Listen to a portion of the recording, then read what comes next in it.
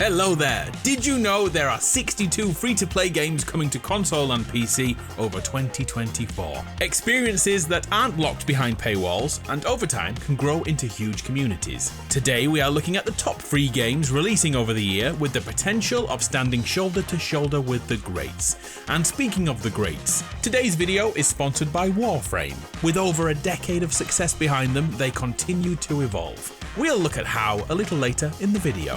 Free games of 2024. Let's do this.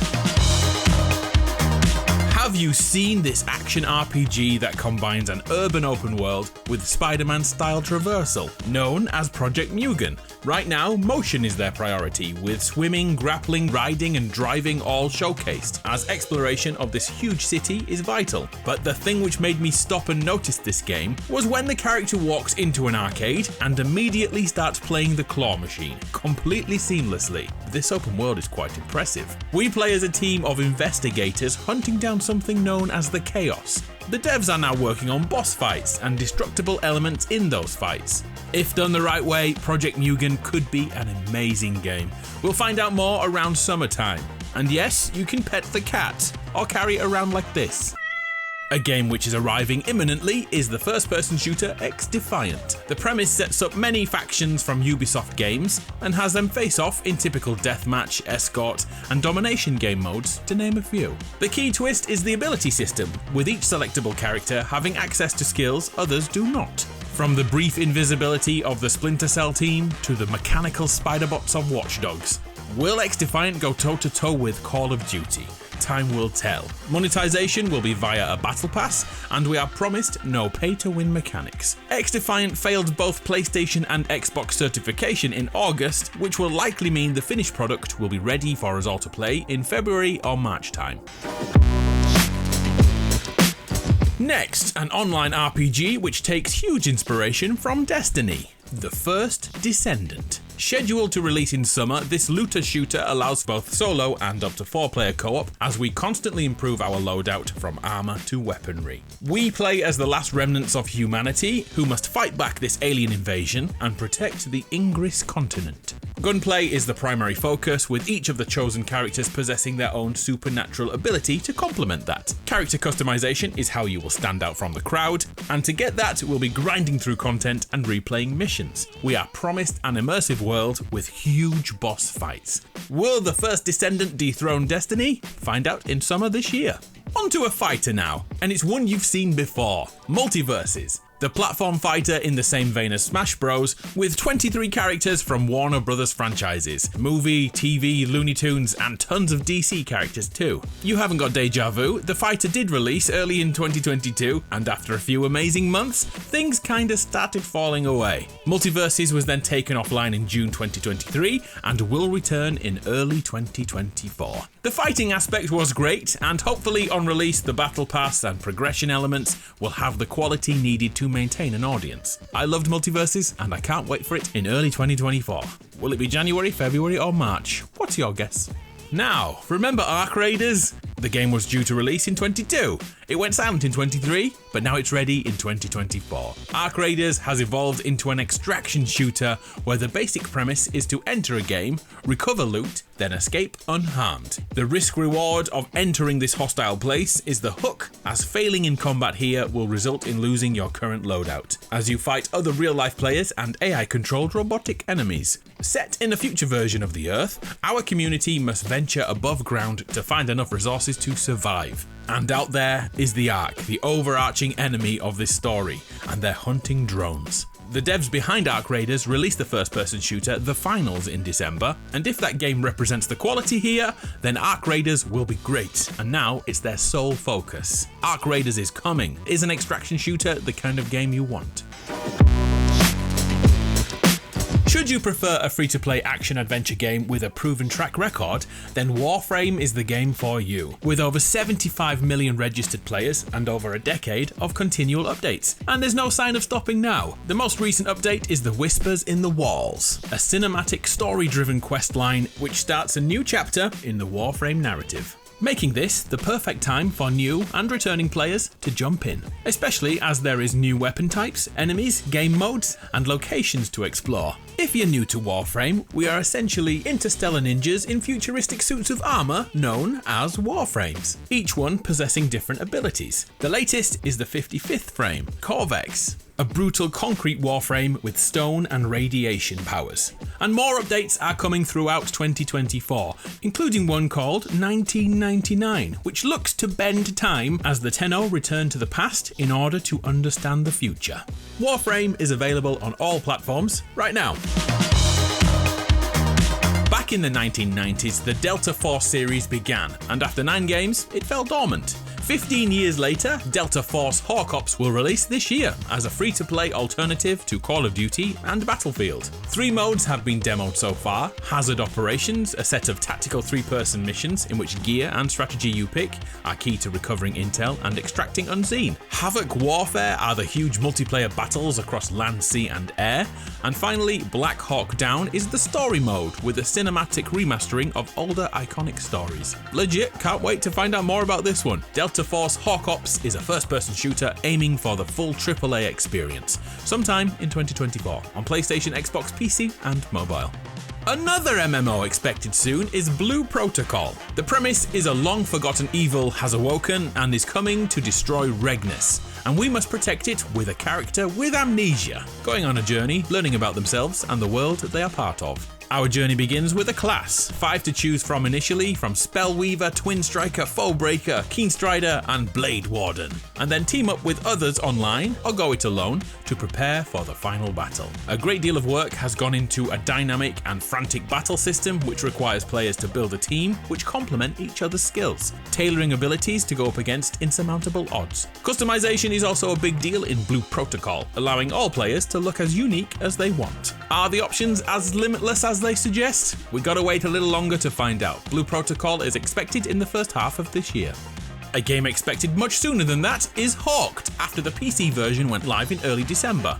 Hawked is another extraction shooter with a twist. 10 teams of 3 players arrive at this tropical paradise and must locate the hidden treasure somewhere around, while holding off AI enemies and solving puzzles to locate the sacred artifact and then escape ASAP. As this is online, other real teams are here for the same bounty, and if you get it first, they will target you instead. Hawked becomes a fight for survival with some of the most tense extraction weights in gaming. With a beautiful art style and a constant stream of cosmetics, I think Hawked will find its audience when it comes to PlayStation and Xbox, releasing any moment now on console, and it's already out on PC.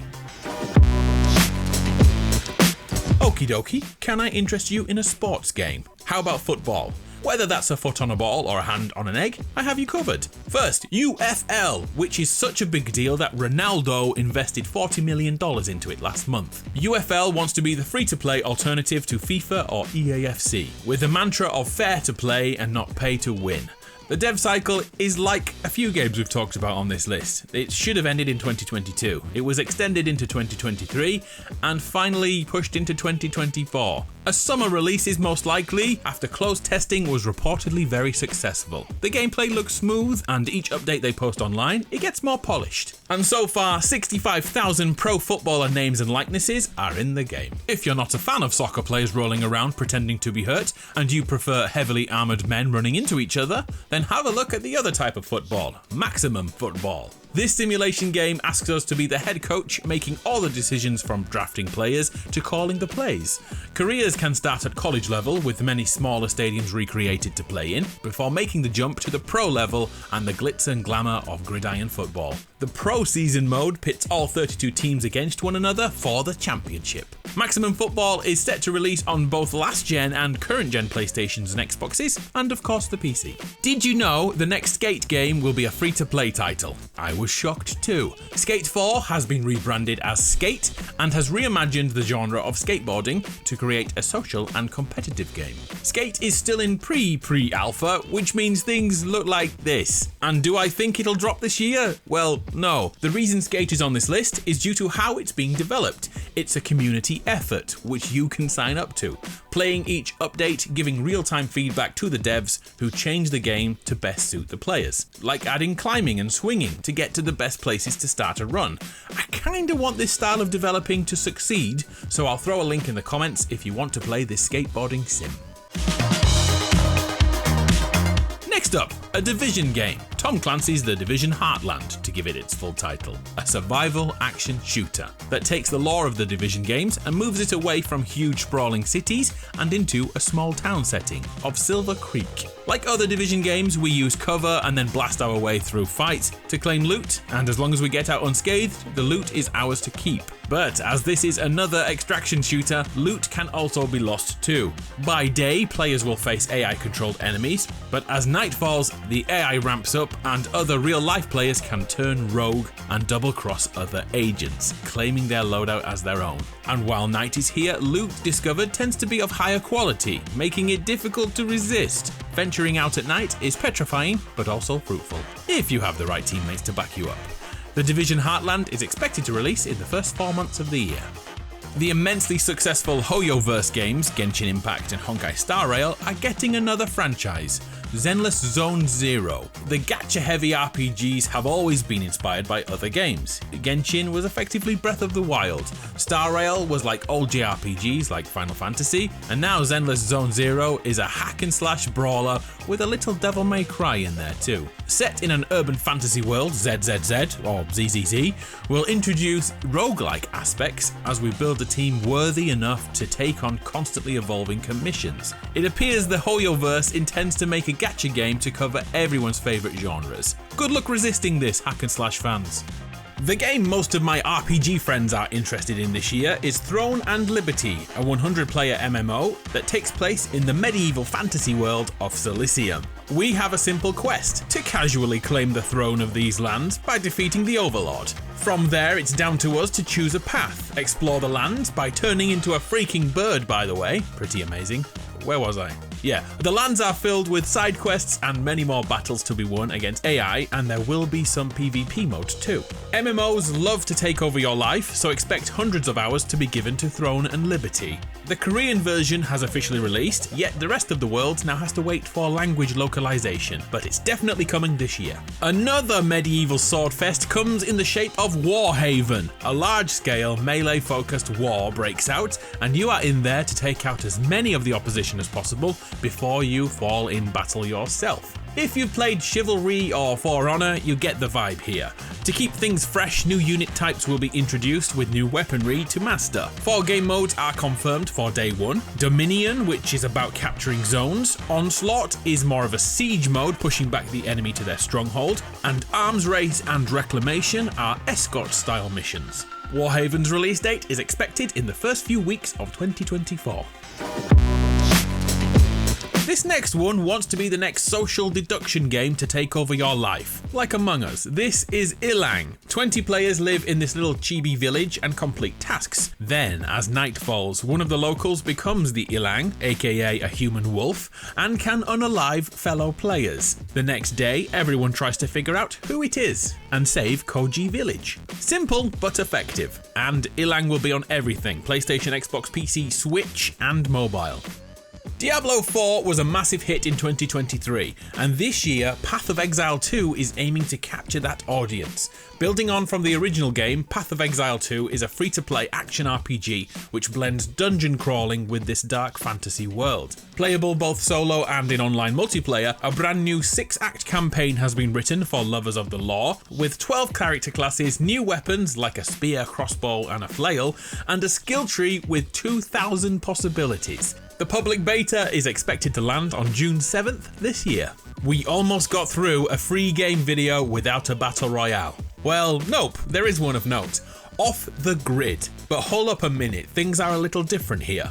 There's a 60-hour campaign built into Battle Royale. The narrative jobs have cinematics, but at any point, another player on a totally different mission can arrive and put an end to your story. With 150 real players on this Battle Royale island while simultaneously completing their own story. The idea alone is worth paying attention to.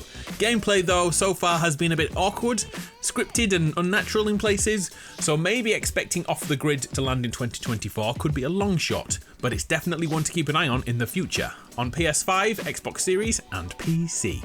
And the biggest gaming news of the year is that Stumble Guys is coming to console in 2024. The knockoff of Fall Guys has somehow become so big that Fall Guys itself is copying their levels, because Stumble Guys is elite gaming. I'm Adam, you're awesome, thanks for spending some time with me, have a great year, it's going to be a good one, and I'll see you next time.